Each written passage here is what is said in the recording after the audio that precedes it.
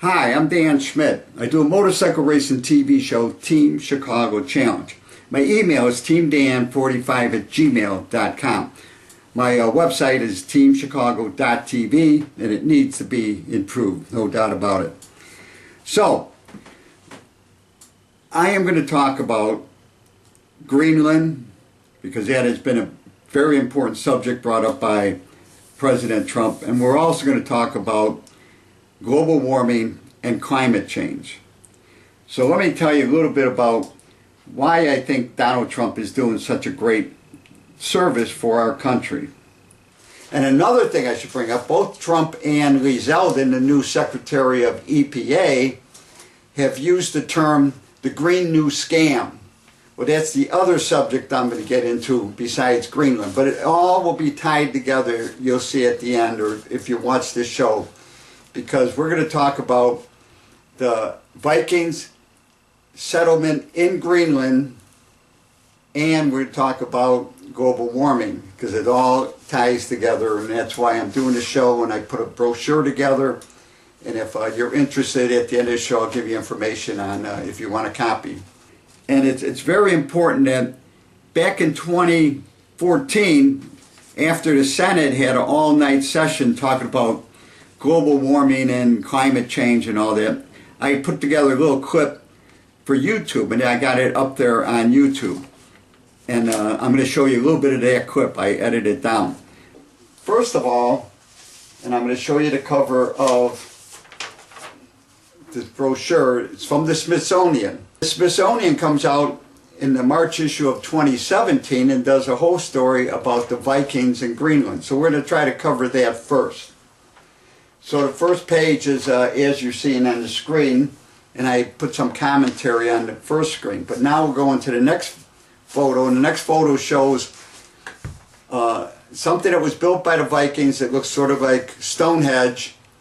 And but it turns out that these Vikings became, mainly they were Catholic, they were religious, and they built churches, and they had farms. So I mean, so the first page you're going to see this Stonehenge, and this is the opening page to the story. Great production from the Smithsonian, and I agree with almost everything they got in there.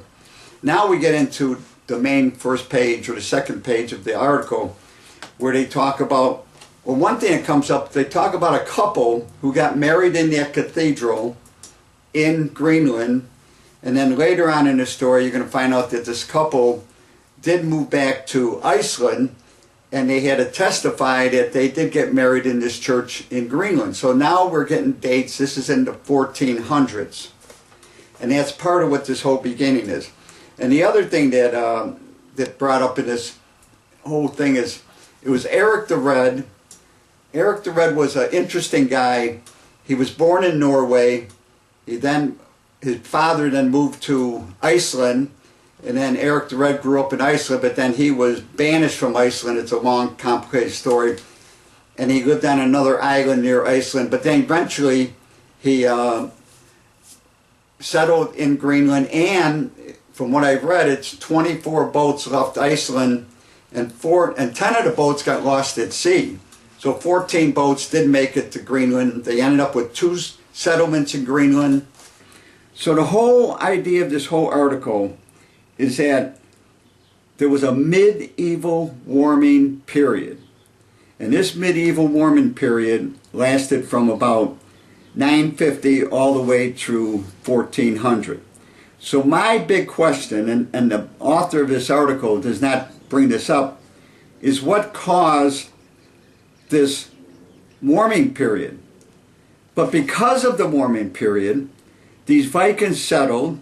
At one time they had 2 settlements. One was the population was between 2,500 people and 5,000 people for a period of almost 400 years, almost twice as long as the United States has been a country. And they've had people living in Greenland, raising cattle. I read an article, they read hogs and pigs, sheep and goats. And if they could feed those animals with the crop, that means they had a longer growing season than is available now. And they also, 600 miles north of where they're two settlements were in the southwest corner of Greenland.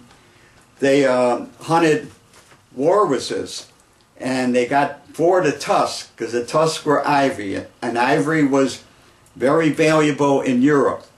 So that was one of the commodities that they got walrus tusk. They exported beef and pork back to Europe, and they had a thriving trade, and they were there for over 400 years. How warm was it? And that's the whole question that I have. They built manor houses, they said. They had massive barns to keep their animals warm in the winter. But again and again, it keeps coming up that it was warm enough that they could grow crops, that they could feed their animals. So these communities, not everybody was a farmer. I'm sure there was blacksmiths there. I'm sure there was carpenters there. They built this wonderful looking church. You could see ruins of what's left over the church. And then we're going into another page. I'm going to show you farms that are there now in the same area, but they only can raise sheep and goats. It's too cold in Greenland now for them to raise cattle or even grow the crops to feed cattle or hogs. So that's what this whole thing is all about, and I'm showing you the different pages in this article. And then we get to page 8 in the article, and that's why I put my first commentary. I start bringing up my contention of why I think this is important and why I'm going to bring it to you. First of all, my biggest question is, what caused this warming period? Because you have been taught for the last 50 years almost, about 50 years, that it's human activities is affecting the weather. You've been told this. I go back to an article in Newsweek magazine from 1975 saying that there's an oncoming ice age.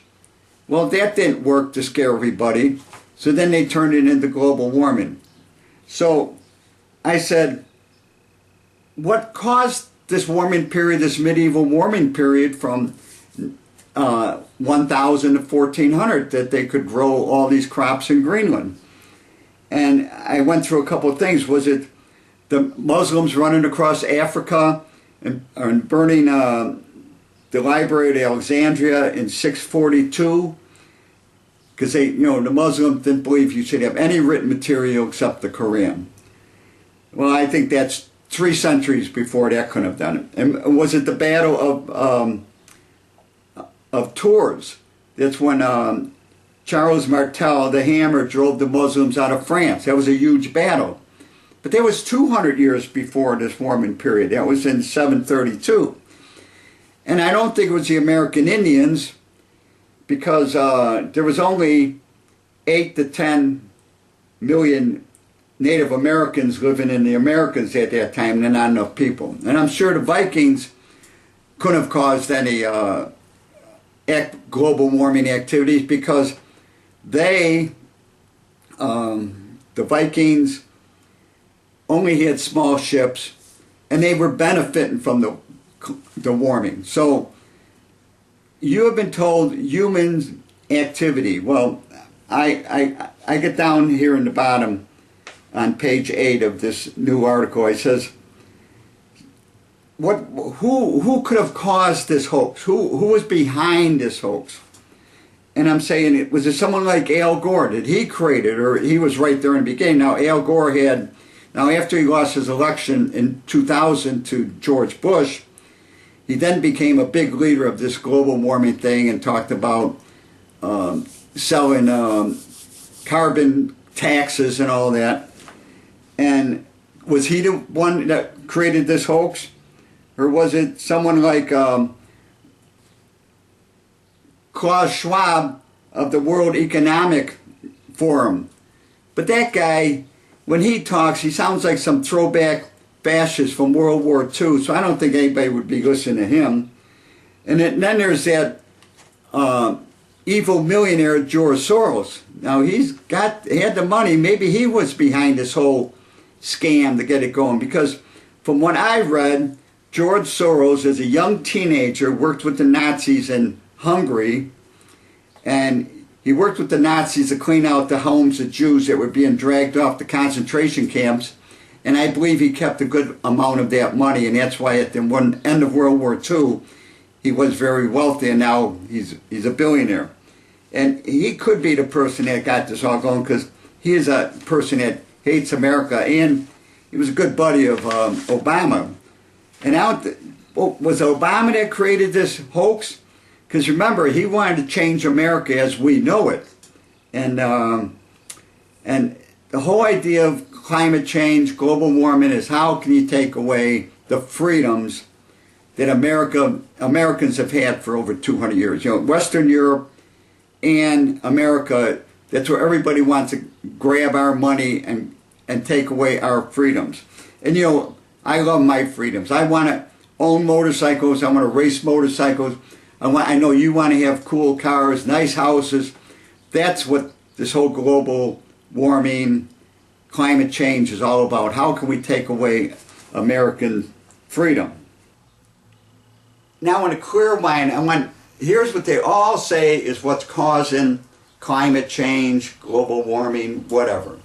They all say it's carbon dioxide, not carbon monoxide. Carbon monoxide comes from exhaust and it's dangerous. Carbon dioxide. Well, every time you breathe, you are expelling carbon dioxide.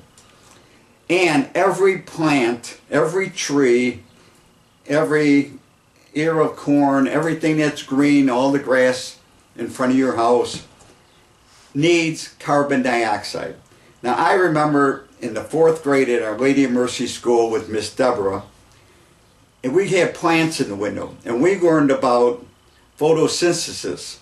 And that is when you take light energy into chemical energy using carbon dioxide and water to produce oxygen and sugar. So the world population, if you want to eat, you better make sure we have plenty of carbon dioxide. And if you think there's too much, you just plant more trees. And that's why your grandmother or your mother or me, I have huge house plants because I want clean oxygen in my house, and then plants are continuously doing it for me. Now let's go to the clip that I produced back in 2014 that I put up on YouTube after the Senate had an all-night session. And just the other day, the Senate had a pajama party. Can you imagine they stayed in the Senate overnight to talk about global warming? What really gets me is you keep hearing these people, and it's not just President Obama, it's not just everybody, the Democrats in the Senate, it's all the media in America, it's the BBC in England, it's half the countries in Europe. And the trouble is, and people I talk to, is they don't have any historic perspective. So I'm going to show you a map, and I'm going to explain a little bit about history, and maybe you'll understand where I'm coming from when I say there is no global warming. And this past winter proves it beyond a shadow of a doubt. And this is now where we can talk some real, actual history. Like I was saying, this is Greenland. Greenland is not that far from North America. This is Iceland. Do you know in the 9th century, this is fact, Eric the Red, who was the father of Leif Erikson, the first Norseman or the first Viking that might have come to North America, which is not that big of a stretch because this is Greenland. To get to North America, to get to Canada is not really that far. And if you go from the fatherland, Denmark, which was here, to Iceland, then you go to Greenland. Well, Eric the Red had a farm in the 9th century. So Greenland generally is covered with 100 to 200 feet of ice all the time now. Well, back then he had a farm. He was farming in Greenland, raising pigs, raising cattle, raising crop, exporting beef and pork back to the fatherland, back here to Denmark, and this was a normal trade. So, and then there was a mini ice age. How many people, and where icing began, they're talking about between cold time during the 1650s, the 1770s, which might have been part of where the Revolutionary War came from, and even into 1850, there were mini ice ages. The Thames River in England froze over. You could walk across the Thames River. Well, England generally is at very temperate conditions. Generally, they're in the 50s and 60s, and the Thames River probably hasn't froze for 200 years. But during this time, there's been many ice ages. There's been warming. There's been cooling. So what we're in right now has nothing to do with global warming. What is global warming? Because it's a little bit warmer. And here's my main question. Seeing President Obama has said the debate is over, here's my main question for President Obama. Tell me, President Obama, what is the normal range the temperature should be in America? What should it be in the rest of the world? All this fantasy you talk about. We talk about the oceans will rise. I'm sorry, President Obama. You have been lying to the public. This is another one of your big lies promoting global warming, saying the argument is over, the debate is over, the morons in the Senate. Who do you want to talk about? Harry Reid? Chucky Schumer? The young senator out of New Jersey? I'll argue with any of them. I will debate anybody, any place, any time about global warming because they're all wrong. And you know, I have a little knowledge of ice. I've been around ice. I know what freezing is. This year, there's been more ice on the lakes of Wisconsin, northern Illinois, than there's been in the last 20 years. And when we were up racing this year, there was 20 inches of ice on Lake Winnebago. There was 18 inches of ice on Wallace Lake. We are back to normal winters. When I was promoting ice racing at the Mineola Hotel from 77 to 87, there was winters we had 10, 12 inches ice. Some winters we had 18 inches of ice. Some winters we only had 6 and 7 inches of ice. So don't tell me global warming and don't threaten to raise my taxes, forcing fuel up because of some goofy idea called global warming. Well, let me conclude by saying that the author never really mentioned a real reason why these people left, why the settlement went away. Well, my conclusion is that as it started getting cooler and they could no longer grow the crops that they needed because they were growing corn and barley and wheat to feed their animals. And when you can't, barley has a long growing season. When you can't grow barley, you can't make beer. And I read an article in the February 2017 issue of National Geographic about alcohol and beer. And I conclude from what I read in the article, civilization depends on farming, writing, and alcohol. So when the growing season, now barley needs a long growing season. When they couldn't have barley, they couldn't make beer. So when the Vikings couldn't brew beer anymore, there was no point in staying. And that's my contention, the reason they left. And now we're going to get into one last point that I added to make this a very interesting story, is I brought up Greenland again and the importance of Greenland to the United States. And I mentioned in this article that none of the presidents have even mentioned it. I have no of Eisenhower, Kennedy, Truman, any of during my lifetime, Nixon, never brought up the idea of Greenland. It's President Trump, and he's pretty thoughtful to think about it. And Greenland only has a population of about 50,000 people. And they are sort of independent, but they still depend on Denmark. So I think those people should vote to associate themselves with the United States. They will get all the benefits of the people who live in Puerto Rico or Guam. They'll get prosperity and they'll be protected because, like Donald Trump said, President Trump says, that Russian ships and Chinese ships are cruising around, and the reality, the people in Greenland have no military, have no defense. And now let's take a look at what I have learned about Greenland over the years. Going to the EAA AirVenture, back in 2011, I had the chance to talk to the crew chief who rescued or got out of the ice on the ice cap. The ice cap is up 300 feet thick in Greenland. Got a P-38 Lightning out of the ice. So we're going to go to that interview now, and I think it's very interesting, and you learn, this is my one important exposure I had to Greenland. I think it's a great story about Glacier Girl. This plane went down during World War II on the glacier in Greenland. They recovered it, and I had the opportunity to talk to the crew chief, Bob Carden, as he tells us about this interesting story. This airplane is part of the group of airplanes that landed on the glacier in Greenland. Snow covered it up, 50 years. We went in 1992, melted 268 feet, straight down on top of the airplane. Took it apart, brought it to the surface, brought it to Kentucky where we fixed it up, and in 2002 we flew it for the first time.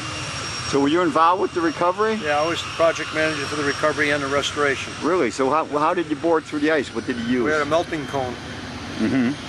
A melting cone? Yeah. So you melted your way through it? Melted our way right down through the glacier. Right, right. So it was 280... 268 feet.